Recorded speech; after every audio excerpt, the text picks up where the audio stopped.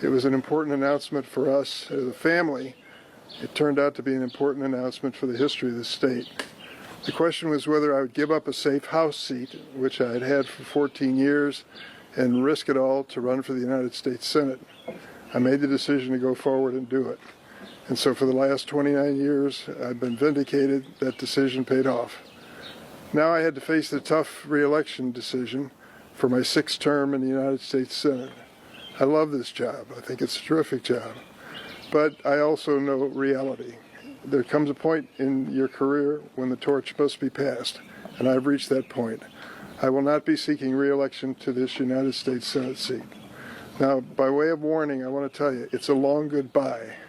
I will be serving in the Senate for a year and a half more until January of 2027, and I plan on being actively involved in the business of the Senate during that entire period of time. But I also reflect today on the reality that I will have completed the longest Senate term of any senator popularly elected in the state of Illinois' history. I'm truly grateful to the voters for giving me that opportunity, and I've tried to use it effectively. I've done this my way, and it meant making decisions based on family needs and personal needs and what I thought would serve our state well. First thing, I came home virtually every weekend. 50 round trips a year between Washington, D.C. and the state of Illinois. Many of the times I came home after going through Chicago on a Saturday and invited friends who were here to have a glass of wine on my deck while we sit there and watch the White House Correspondents' Dinner from my deck. It was a much better venue, and I didn't have to wear a black tie. But I did it in my own fashion and continue to over the years. Now we have an opportunity to move forward with the re-election, the election of a new United States Senator. We're lucky we have a strong Democratic bench. I mean it.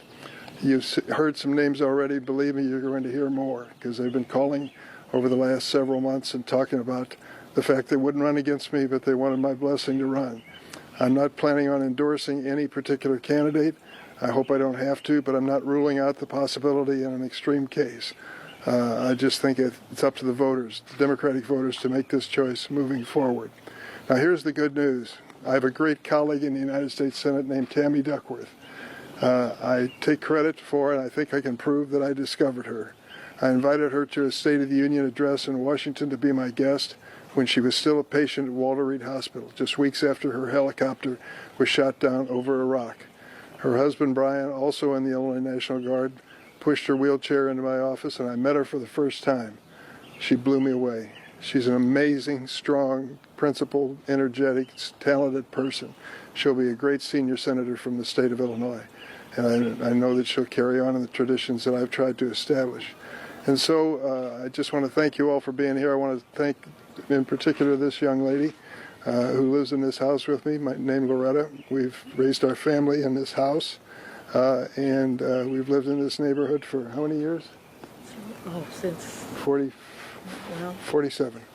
47 years we've lived in this neighborhood, so that's an important part of our lives, too.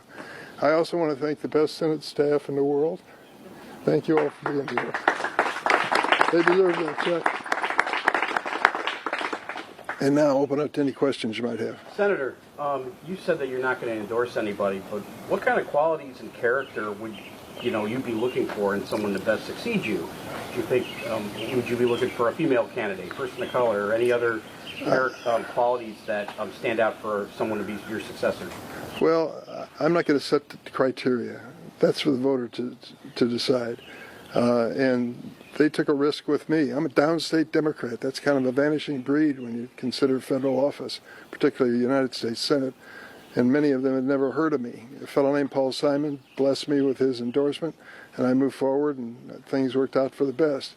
Look at Tammy Duckworth's background. Asian American, veteran, what she's done as background. I mean, it's up to the voters to decide what's right and who the right person is. I'm not going to make that decision. But I am confident we are going to have a diverse group of candidates running for the United States Senate, and it's going to make a difference. What does your decision mean to retire as far as the political breakup for upstate and downstate? To follow up on what you said about downstate Democrats being a dying breed. The only thing I can say is I'm saying to everyone who is a candidate, work the entire state. Discover downstate if you don't know it. discover the suburbs, the surrounding counties in Cook County, the city of Chicago, come and discover these wards and precincts. That's been one of the real blessings of this job, and I'll just say it flat out. I was born and raised in East St. Louis. We raised our kids in Springfield, but I love Chicago. And the people who want to badmouth that town are in for a fight with me. It's a great city, and I've been honored to represent it. Senator, what kind of conversations did you have with the Pritzker administration and the lieutenant governor before your announcement? Well, conversations, I wouldn't call them that. I did have a conversation with Juliana. She told me that she was interested, but she wasn't going to run against me, and others have done the same. And when it came to JB, I gave him a call before I made the announcement yesterday. Senator, What? in a year and a half, you walk out the last time, then what are you going to do? I don't know. I just don't know. I've been paying into a pension system for a long time. I may even draw a check out of it. We'll see. But that is not all I want to do. I don't want to sit in a rocking chair anywhere. I want to be actively engaged in the actions and passions of our time, as Oliver Wendell Holmes said. Senator, just to reflect on, or to follow up on Jeremy's question, just reflect upon the change in the political geography of the state since you first ran for the Senate. When, I mean, your seat was a safe Democratic seat. Now, a Democrat probably could not win it as it was drawn. When I announced 29 years ago, if I said I'm going to carry DuPage County, you'd have laughed out loud. Right, but now I'm going to carry DuPage County as a Democrat running for the Senate. It's quite possible. If I said to you, downstate is hopeless beyond the Metro East area and Jackson County and a few places, you'd say, what about Bloomington? And said, sorry, we're not ready. We're ready now. We've got places where we are showing real progress in the Democratic Party, building that party. My message to everyone interested in running for office statewide, run in the entire state from one corner to the next. Don't assume a damn thing. These are voters who want to hear from you and want to know if you're going to make their lives any better.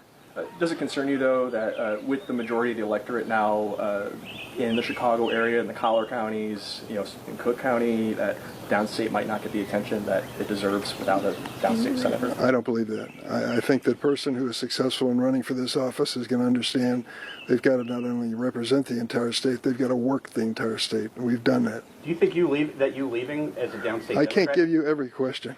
Senator, how much did the national political climate, the Trump administration, play into your decision to step aside? Well, it played against my decision.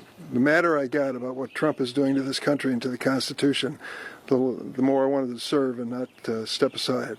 But I'm going to spend the next year and a half doing my best to honor the Constitution and protect it. Senator, how much is Go ahead. going off of that last question there, we've heard from Lieutenant Governor Stratton that she's already announced her campaign and she's making it very clear pushing back against the Trump administration is going to be at the forefront of her campaign messaging. I'm sure that's going to be the case going forward. Is that a winning strategy for a Democratic primary? Well, it's an important place to start in the Democratic primary. There's an intensity of feeling about what the president has done in his first 100 days, and I share that feeling. There is an energy that you see in the rallies that are taking place around the state and around our country on a regular basis. There's an impatience. People want change tomorrow. They want to stop him tomorrow. Some of them are not realistic. We just don't have a majority in the House and the Senate. There's a limit to what we can do. But that is the starting point for any party that's out of the White House, as we will be in this next by-year election. What do Democrats need to do to win back the majority? Because their approval rating nationally right now is not that great. Well, having a unified message is tough when you don't have a candidate for president or a president. It's kind of a chorus instead of an individual that you focus on for that purpose. But we will be unified in our message, and the person who will unify us is Donald Trump. Let me tell you, that trade war that he has initiated in the United States is going to be devastating to the state of Illinois. Go to the Farm Bureau and ask to meet with them privately. They don't want to speak publicly about this. And ask them what it'll mean if we go through with tariffs on their exports. Go to the CEOs of corporations who called me and told me they were desperate to make a decision on their future, but they couldn't make it because of the prospect of these tariffs. He's creating a devastating economy, and that is the starting point of our election campaign. Senator, life has seasons, and when you look back and think, that time I was in the United States Senate, what are the first one or two memories that come to mind? Well, I don't know if it's quite that easy. I would tell you that it's an honor that I never dreamed that I would have. I've worked with some extraordinary people. I've witnessed history being made, and I think of the people I served with, Teddy Kennedy, John McCain, the list goes on and on from there. And they have basically, as far as I'm concerned, made history, and I witnessed it, was part of it in some instances. So that was important to me. But I'll also tell you that getting things done that make a difference in the lives of people I represent makes all the difference in the world. I look back, for example, on something I did in the House of Representatives. It seemed almost inconsequential to ban smoking on airplanes.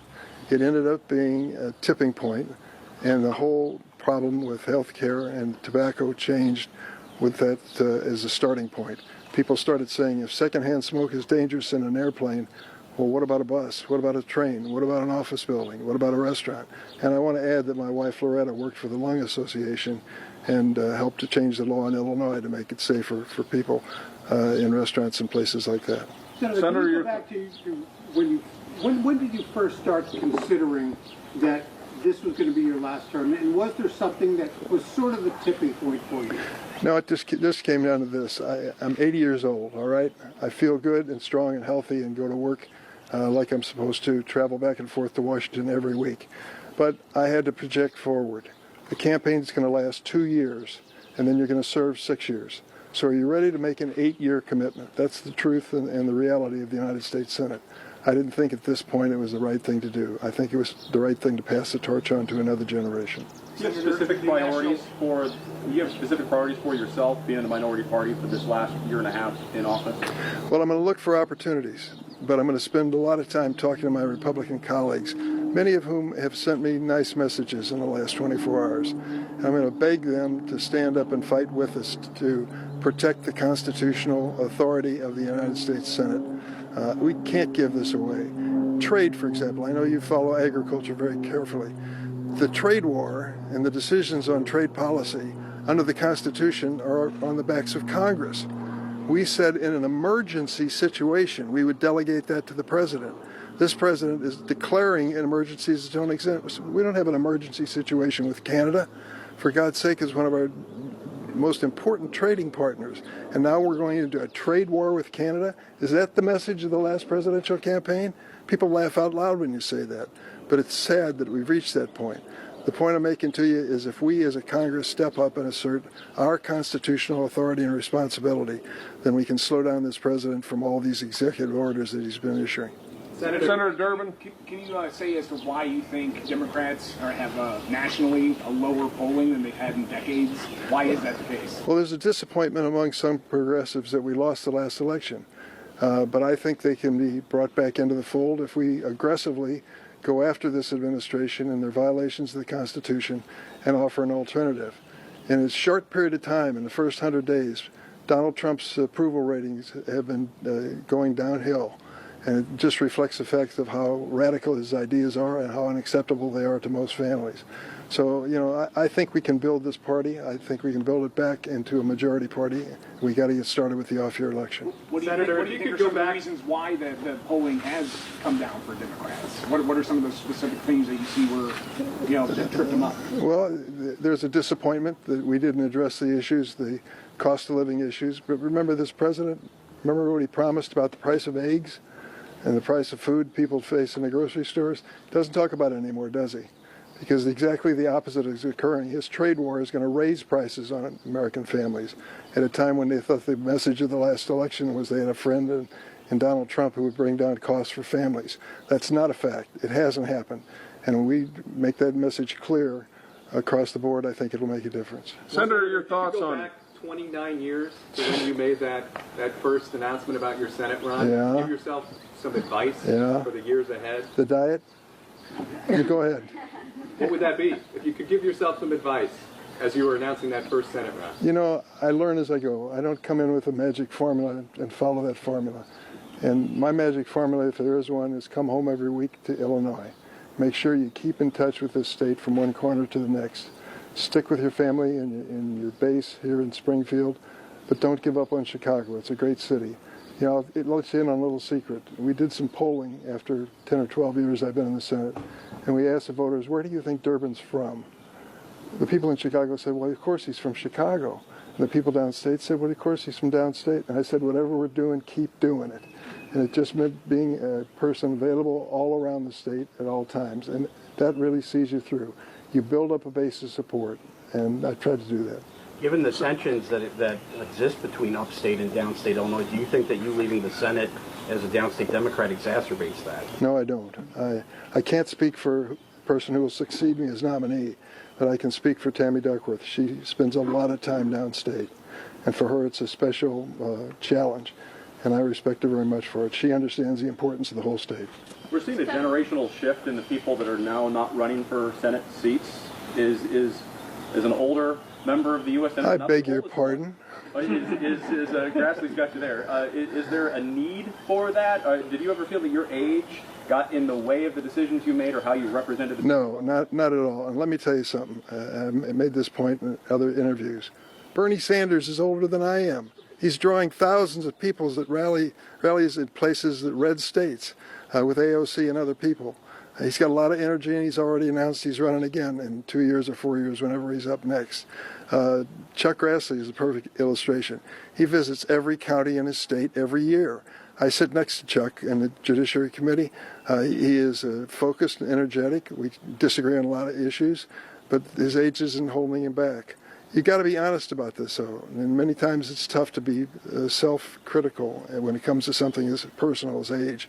But I feel I'm strong enough to go forward, but I try to think 8 years ahead, and I think this is the right decision. Senator, your thoughts on Citizens United and its impact? You know, we see these cartoonish third-party ads picking on the appearance of candidates. Just your thoughts on the impact of not only on elections, but just the way we view folks in Washington. Any negative concerns there? I took a look at the decision speech or press conference of Paul Simon when he decided not to run for re-election. And he said there were two reasons, and this goes back, as I mentioned, to 1994. He made the announcement a week after the previous election for the one that he would be standing for re-election in. And he gave two reasons. He said the money cost of these campaigns is out of control. He said this in 1994. And you think to yourself, now, Paul, you wouldn't believe it today. Millions of dollars being spent is not uncommon at all. I gave an example. One industry, the cryptocurrency industry, pay attention to what's going on there. They are becoming major political players. They've decided that some people who want basic regulation of this industry to protect people who are buying into it have got to be defeated. Well, Sherrod Brown was one of those senators. He sits next to me on the A committee. We vote identically on that subject. And you got to decide whether you're going to run based on your conscience or you're going to run based on fear of the money they're going to spend against you. They spent $40 million, that industry, against Sherrod Brown in the last election, and sadly he lost. So the reality is, as Paul worried about it, it's much worse today. But the second thing he said, you just alluded to, it wasn't just money. He said in 1994, there's too much meanness in politics.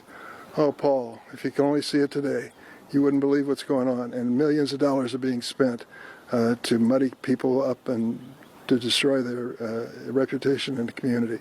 That's just the reality. Senator, one bill that you've championed for decades is the DREAM Act. It hasn't gotten across the finish line. You can reflect on that. And do you think there's a chance in Donald Trump's America that can get across the finish line before you leave? I don't know. The first time I ever met Donald Trump, he had just been sworn in as president. I was at a luncheon. I walked up to him and I said, I want to talk to you about the DREAM Act. He said, you don't have to say another word. You're talking about those young kids, I'll take care of them. Within a matter of a year or two, he tried to destroy them, to eliminate the DREAM Act and DACA protections that they had, and he's done nothing to help them ever since.